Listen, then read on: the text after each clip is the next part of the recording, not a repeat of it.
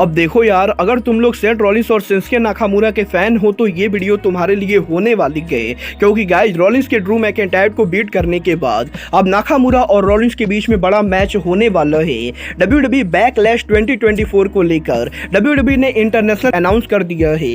WWE में Sheamus के return होने को लेकर ऑफिशियल डेट सामने आ चुकी है।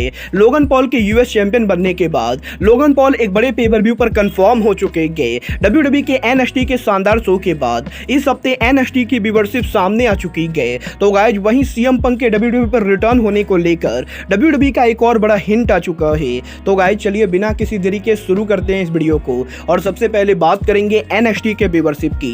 वेल बात करें यहाँ पर WWE के NXT के व्यूअरशिप की, तो गाइस यहीं लास्ट वीक WWE के NXT के ऊपर WWE के शो को करीबन 7,94,000 व्यूअरशिप मिली, जो कि NXT की काफी बढ़िया व्यूअरशिप थी। बट गाइस यहीं इस हफ्ते जब WWE ने उनका NXT शो किया तो इस हफ्ते WWE के NXT की व्यूअरशिप लास्ट वीक के मुकाबले करीबन 1 लाख गिर चुकी है, और इस हफ्ते WWE के NXT शो को मात्र यहां पर 7,04,000 लोगों ने देखा है, जो कि लास्ट वीक के मुकाबले करीबन 90,000 कम है। और ये कहना बिल्कुल भी गलत नहीं होगा कि इस हफ्ते WWE का NXT शो व्यूअरशिप के मामले में बुरी तरह से फ्लॉप रहा है।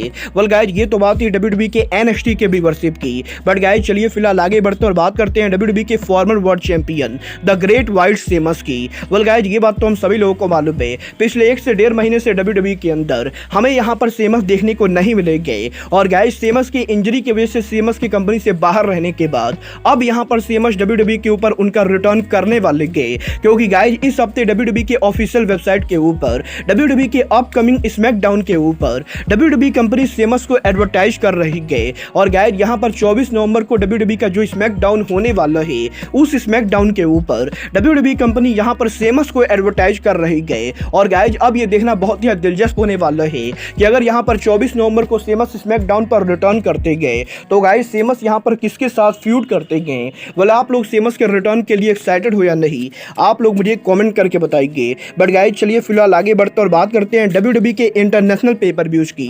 वेल गाइस बात करें यहाँ पर WWE के इंटरनेशनल पेपर व्यूज की, तो गाइस ये बात तो हम सभी लोगों को मालूम है, अगले साल यहाँ पर WWE कंपनी उनके एलिमिनेशन चैम्बर पेपर व्यू को ऑस्ट्रेलिया में करने वाली है। और इसी के साथ साथ जर्मनी के अंदर भी WWE कंपनी उनका एक पेपर व्यू करने वाली है। बट गाइस अब यहाँ पर फ्रांस के अंदर WWE ने उनका एक और बड़ा पेपर व्यू कंफर्म कर दिया है, और ये पेपर व्यू और कोई नहीं बल्कि WWE का बैकलैश पेपर व्यू है, जहां पर WWE ने ये ऑफिशियली अनाउंस कर दिया है कि 4 मई 2024 को WWE कंपनी फ्रांस के अंदर उनका पहला पेपर व्यू करेगी, जहां पर 4 मई को फ्रांस के अंदर WWE कंपनी उनका बैकलैश पेपर व्यू करने वाली है। वेल गाइस देखना बहुत ही दिलचस्प होने वाला है कि WWE के इस पेपर व्यू के ऊपर WWE कितना क्राउड ला पाती है। बट गाइस जहां तक बात रही क्राउड को लाने की, तो गाइस यहीं WWE के ऑस्ट्रेलिया में एलिमिनेशन चैम्बर पेपर व्यू के ऊपर ऑलरेडी यहां पर 45,000 से ज्यादा टिकट सोल्ड आउट होने के बाद अब WWE के एलिमिनेशन चैम्बर पेपर व्यू के ऊपर WWE ने एक करंट चैंपियन का नाम कंफर्म कर दिया है। और गाइस ये चैंपियन और कोई नहीं बल्कि WWE के brand new US champion Logan Paul है। वेल गाइस इस हफ्ते WWE ने ऑफिशियली एलिमिनेशन चैम्बर के ऊपर लोगन पॉल को एडवर्टाइज कर दिया है। और गाइस WWE ने इस चीज को कंफर्म कर दिया है कि अगले साल फरवरी में WWE के एलिमिनेशन चैम्बर पेपर व्यू के ऊपर लोगन पॉल ऑस्ट्रेलिया में कंपीट करे। वेल गाइस देखना बहुत ही दिलचस्प होने वाला है कि लोगन पॉल ऑस्ट्रेलिया में WWE के एलिमिनेशन चैम्बर पेपर व्यू के ऊपर उनका यूएस टाइटल किसके खिलाफ डिफेंड करते गए। गाइस जहां तक बात रही टाइटल को डिफेंड करने की, तो गाइस यहीं क्राउन ज्वेल पर सेथ रॉलिंस के वर्ल्ड टाइटल को डिफेंड करने के बाद अब सेथ रॉलिंस यहां पर WWE का वर्ल्ड हेवीवेट चैंपियनशिप बहुत ही जल्द WWE के स्मैकडाउन के ऊपर दिखने वाले हैं। गाइस आप लोग को ये जानकर शौक होने वाला है कि सेथ रॉलिंस के मंडे नाइट रॉ पर वर्ल्ड चैंपियन होने के बाद भी सेथ रॉलिंस बहुत ही जल्द स्मैकडाउन पर उनका रिटर्न करने वाले हैं। और गाइस 1 दिसंबर को WWE कंपनी उनका जो बर्कले सेंटर में स्मैकडाउन करने वाली है, उस स्मैकडाउन के ऊपर सेथ रॉलिंस यहाँ पर WWE की स्मैकडाउन पर ना कि कंपीट करेंगे, बल्कि वो यहाँ पर स्मैकडाउन के ऊपर 1 दिसंबर पर उनके वर्ल्ड टाइटल को डिफेंड करने वाले हैं। और यहाँ पर रॉलिंस का चैलेंजर कोई एरा गैरा ना होके बल्कि Baddi artist known Shinsuke Nakamura होने वाले हैं। और guys WWE company officially website के ऊपर 1 दिसंबर को WWE के स्मैकडाउन के ऊपर सेथ रॉलिंस और शिंसुके नाकामुरा के बीच में वर्ल्ड चैंपियनशिप मैच को एडवर्टाइज कर रही है। वेल गाइस देखना बहुत ही दिलचस्प होने वाला है कि 1 दिसंबर को सेथ रॉलिंस और नाकामुरा का ये ये वॉर टाइटल मैच कैसा होता है।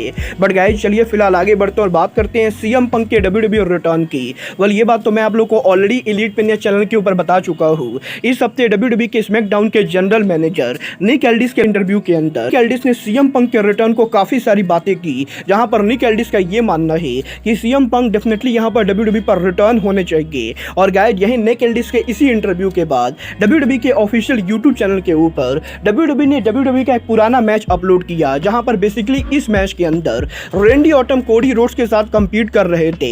और गाइज जब यहां पर डब्ल्यूडब्ल्यूई ने उनके ऑफिशियल यूट्यूब चैनल के ऊपर रेंडी ऑर्टन और कोडी रोड्स का ये वीडियो अपलोड किया, तो गाइज यहां पर बहुत सारे फैंस को ये लगा कि डब्ल्यूडब्ल्यूई के सर्वाइवर सीरीज के पहले डब्ल्यूडब्ल्यूई के रेंडी ऑर्टन और कोडी रोड्स के वीडियो को अपलोड करना कहीं ना कहीं डब्ल्यूडब्ल्यूई का ये टीच करना है कि रेंडी ऑर्टन यहां पर वॉर गेम के अंदर कोडी रोड्स की मदद करने के लिए आने वाले हैं। बट गाइज यहां पर मजेदार बात तो ये है कि रेंडी ऑर्टन का ये जो मैच हो रहा था, इस पूरे मैच के दौरान कमेंट्री टेबल पर सीएम पंक बैठे हुए थे।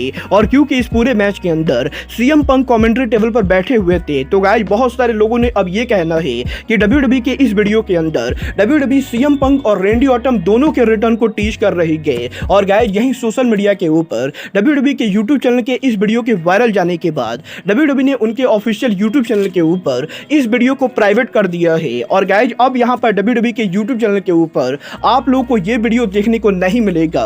वेल गाइज देखना बहुत ही दिलचस्प होने वाला है कि डब्ल्यूडब्ल्यूई के यूट्यूब चैनल के ऊपर रेंडी ऑर्टन और सीएम पंक के वीडियो के अपलोड होने के बाद और इस वीडियो के प्राइवेट होने के बाद डब्ल्यूडब्ल्यूई के सर्वाइवर सीरीज के ऊपर इन दोनों में से कोई रिटर्न करता भी है या नहीं। वेल गाइज आपको क्या लगता है, डब्ल्यूडब्ल्यूई के सर्वाइवर सीरीज पर रेंडी ऑर्टन और सीएम पंक दोनों रिटर्न करेंगे या फिर इन दोनों में से कोई एक रिटर्न करेगा? आप लोग मुझे कमेंट करके बताइए। बट गाइज अब आज के इस वीडियो में बस इतना ही। मैं मिलता हूं आपसे अपने अगले वीडियो में। बट गाइज तब तक के लिए good bye, good night and bang.